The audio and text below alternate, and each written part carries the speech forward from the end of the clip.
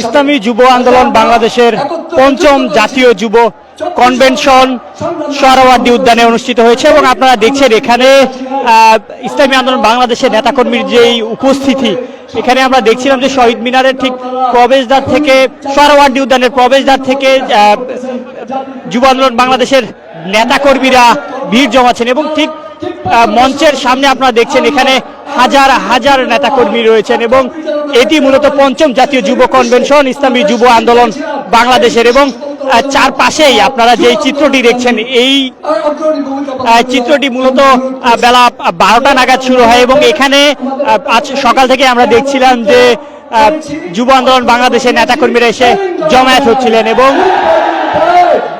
কিছুক্ষণ আগে এই যে পঞ্চম কনভেনশন যুব আন্দোলন বাংলাদেশে সেটি শুরু হয় এবং নেতাকর্মীদের যে উপস্থিতি সেটিও আপনারা লক্ষ্য করছেন। মাঝে নিজের ঘাম রক্ত প্রয়োজনে তাজা রক্ত বিলিয়ে দিতে রাজি আছে।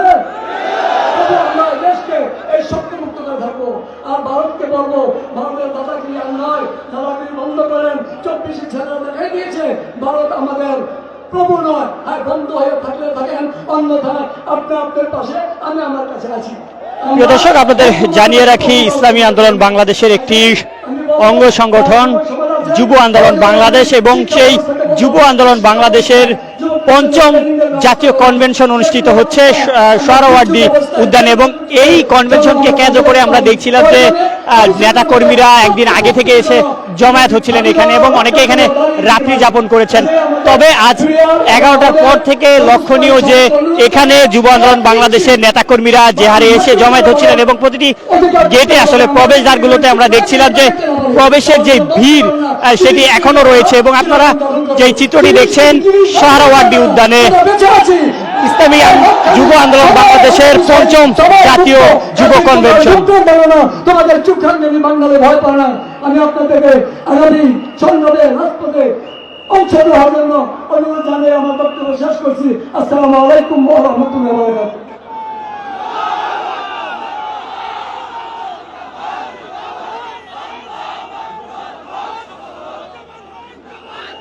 দর্শক, যতদূর চোখ যায় পুরোটা জুড়েই আমরা আসলেই যুব আন্দোলন বাংলাদেশের নেতাকর্মীদের লক্ষ্য করছি।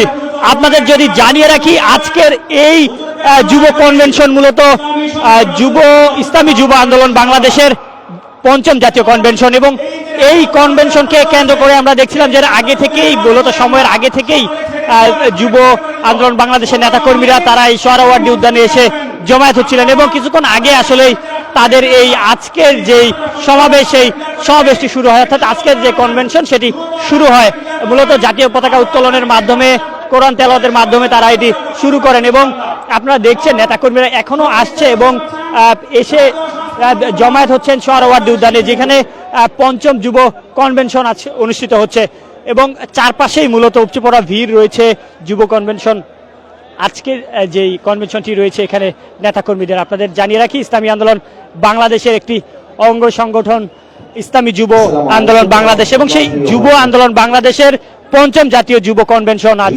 সোহরাওয়ার্দী উদ্যানে এবং আপনারা দেখছেন এখানে ইসলামী আন্দোলন বাংলাদেশের নেতাকর্মীদের যেই উপস্থিতি সেটি আসলে লক্ষণীয়। এর আগেও আমরা দেখেছি যে সোহরাওয়ার্দী উদ্যানে তারা যখন সমাবেশ মিলিত হচ্ছিল তখন ঠিক এমনই ভিড় হয় এবং আজকেও তার কোনো ব্যতিক্রম ঘটেনি। চারপাশে যেদিকেই চোখ যায় সেদিকেই শুধু ইসলামী আন্দোলন বাংলাদেশের নেতাকর্মীদের লক্ষ্য করা যাচ্ছে। বুকের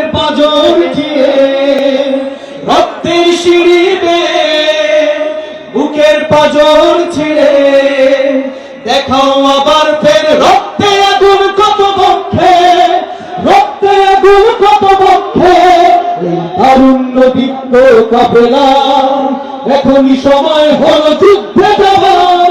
ইসলামী যুব আন্দোলন তোমাকে ডাকছে এবার, ইসলামী যুব আন্দোলন তোমাকে খুঁজছে এবার, ইসলামী যুব আন্দোলন তোমাকে ডাকছে এবার, ইসলামী যুব আন্দোলন তোমাকে খুঁজছে এবার।